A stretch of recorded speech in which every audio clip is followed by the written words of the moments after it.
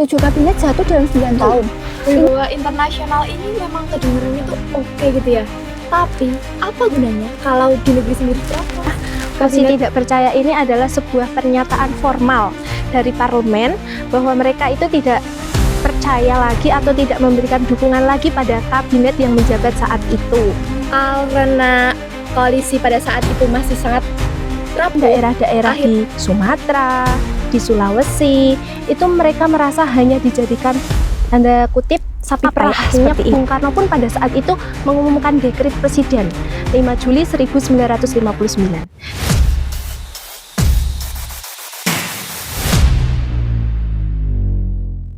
Jadikan sejarah ini sebagai sebuah cermin. Dan dari era ini kita bisa belajar bahwa demokrasi sehebat apapun itu akan lumpuh tanpa adanya rasa saling percaya. Halo Sobat Sejarah, balik lagi dengan saya Aya di Hiskos, History Gossip.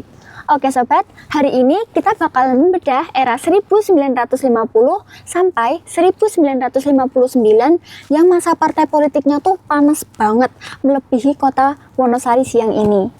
Bayangkan ya, dalam waktu 9 tahun aja, kabinet sudah bisa ganti 7 kali. Tentunya, hari ini saya nggak sendiri. Di samping saya sudah ada rekan-rekan yang luar biasa. Ada Kak Cinta, Kak Naili, Hai, dan tamu spesial kita, Kak Dara. Beliau adalah peneliti muda di bidang sejarah. Terima kasih Kak Dara sudah sempat mampir ke podcast kami hari ini. Halo, sama-sama. Senang sekali melihat anak-anak SMA yang sudah tertarik untuk membedah instabilitas politik tahun 1950 nih. Tentu aja nih Kak, karena topik hari ini tuh memang menarik sekali. Namun sebagai awalan pada bahasan hari ini, kita bertolak dulu nih ke era 50-an, di mana di masa itu partai politik bak jamur yang tumbuh subur, tapi sayangnya saling bersaing. Ini gimana nih menurutnya Kak Dara? Ya, jadi puncaknya itu ada pada pemilu tahun 1955 ya. Jadi waktu itu ada The Big Four yang mendominasi. PNI itu mendapat 57 kursi, kemudian ada Mas Yumi juga 57 kursi, kemudian ada NU dengan 45 kursi dan PKI 39 kursi. Namun yang sangat disayangkan, tidak ada satupun partai yang mendapat suara mayoritas mutlak di atas 50%. Nah, ini kan menyebabkan mereka mau tidak mau harus berkoalisi ya. Sedangkan secara ideologi mereka ini sangat-sangat berbeda. Wah, penjelasan awal yang sangat komprehensif ya Sobat. Tapi kalau kita lihat dari sudut pandang lain, Kak Cinta, menurut Kak Cinta, apakah fenomena banyaknya partai ini tidak bisa kita lihat sebagai sebuah kemajuan? oke Kak Aya. Jadi menurut saya pribadi ya, pada era ini justru merupakan era yang sangat demokratis ya. Apalagi pasca maklumat tanggal 3 November 1945, di mana rakyat dapat memilih ideologi sesuai dengan diyakini. Mulai dari nasionalis, agama, hingga komunis, mereka mendapatkan panggungnya sendiri-sendiri. Nah, dengan hadirnya berbagai partai di Indonesia ini justru merupakan bukti bahwa Indonesia telah mempraktikkan pluralisme politik sejak awal masa kemerdekaan, di mana setiap kelompok mendapat ruang di parlemen. Sebentar nih Kak, masalahnya menurut saya itu justru plural inilah yang membuat kacau. Semua pihak itu merasa kalau dirinya berhak memegang kemudi. Karena koalisi pada saat itu masih sangat rapuh, akhirnya muncullah senjata politik yang sering kita dengar, yaitu mosi tidak percaya. Wah, menarik banget nih tentang senjata politik tadi. Tapi jujur aja ya, istilah mosi tidak percaya ini sering kita dengar, tapi mungkin banyak sobat sejarah di rumah yang belum tahu bagaimana sih cara praktiknya. Nah, mumpung ada pakarnya di sini, bisa tolong dijelasin nggak Kak, apa itu mosi tidak percaya dan kenapa pengaruhnya itu bisa sampai membubarkan pemerintahan? Oke, tentu saja. Jadi secara ilmiah, mosi tidak percaya ini adalah sebuah pernyataan formal dari parlemen bahwa mereka itu tidak percaya lagi atau tidak memberikan dukungan lagi pada kabinet yang menjabat saat itu. Kalau kita gampangannya diibaratkan dalam sebuah kelas, si kabinet ini tuh adalah pengurus kelas. Kemudian parlemen adalah seluruh siswa dalam kelas itu. Kemudian apabila mayoritas siswa menyatakan kami tidak puas lagi atau kami tidak percaya lagi dengan kinerja kalian, secara otomatis ya kabinet atau pengurus kelas tadi harus lengser. Nah, ini menyebabkan program-program itu terbengkalai atau yang biasa disebut dengan instabilitas politik. Wah, 7 kabinet jatuh dalam 9 tahun. Ini cukup mencengangkan sih. Tapi sebelum kita bahas kenapa mereka bisa jatuh, aku mau tanya dulu nih ke Kak Cinta yang dari tadi tuh auranya kelihatan kayak pro banget gitu. Kira-kira ada nggak sih prestasi-prestasi dari kabinet ini yang bisa dibanggain gitu? Tentunya ada dong Kak ya. Jadi kita jangan menutup mata dari keberhasilan yang telah bangsa kita raih nih. Oke. Contoh yang paling fenomenal itu ada pada Kabinet Ali pertama, di mana mereka berhasil menyelenggarakan KAA tahun 1955. Itu merupakan suatu peristiwa atau fenomena yang sangat luar biasa sekali nih untuk bangsa kita, di mana mata dunia tertuju pada Indonesia ketika mereka berhasil memimpin berbagai negara-negara berkembang. Kita punya wibawa internasional yang luar biasa pada saat itu. Wibawa internasional ini memang kedengarannya tuh oke gitu ya. Tapi apa gunanya kalau di negeri sendiri keropos? Kabinet Ali Sastramidjoyo I yang Kak Cinta tadi banggakan, justru jatuhnya itu karena konflik internalnya dengan TNI Angkatan Darat.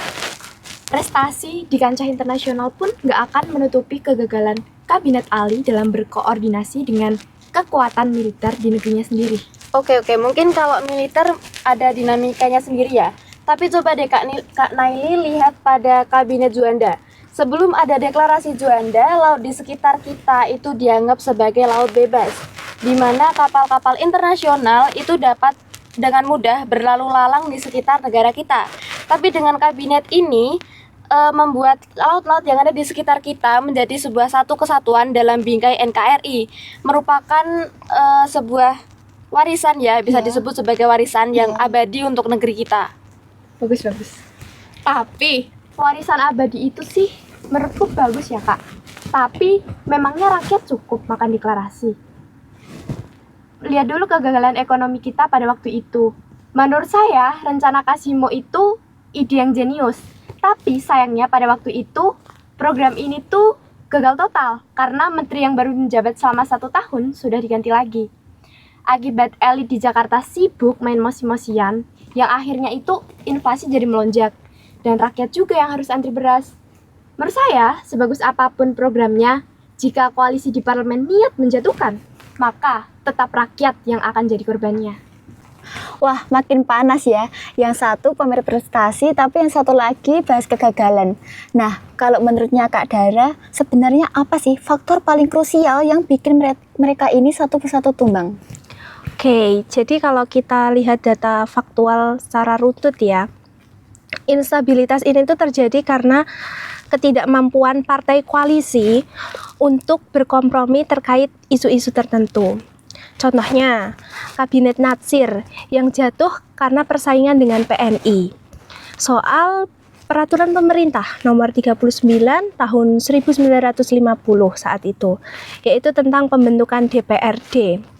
Jadi PNI menganggap ini hanya akan menguntungkan bagi Mas Yuni saja, sehingga mereka tarik dukungan. Kemudian ada lagi Kabinet Sukiman yang jatuh hanya karena skandal MSA waktu itu. Jadi MSA itu adalah penandatanganan bantuan militer dari Amerika untuk Indonesia. Tetapi dalam hal ini mereka dianggap melanggar prinsip politik bebas aktif. Kenapa? Ya karena Indonesia itu dinilai memihak kepada blok barat. Jadi sebenarnya sekecil apapun isu itu baik di daerah maupun isu diplomasi itu akan kuat untuk menjatuhkan kabinet. Jika di dalam kabinet itu sendiri memang kesulitan partainya itu sudah retak seperti itu. Berarti bener nggak nih Kak, kalau stabilitas dan mosi-mosian di Jakarta ini yang malah justru bikin daerah Pulau Jawa itu jadi ngamuk karena pembangunan mereka itu terhambat? Ya, jadi kalau kita lihat berdasarkan kacamata sejarah nih ya, ketidakstabilan di Jakarta pada saat itu memang memberikan efek yang cukup besar kepada daerah-daerah. Kemudian ketidakstabilan politik di pusat itu juga memberikan dampak terhentinya pembangunan di daerah, yaitu karena disebabkan pergantian menteri yang terlalu cepat. Dan efeknya memberikan ketimpangan anggaran yang cukup serius.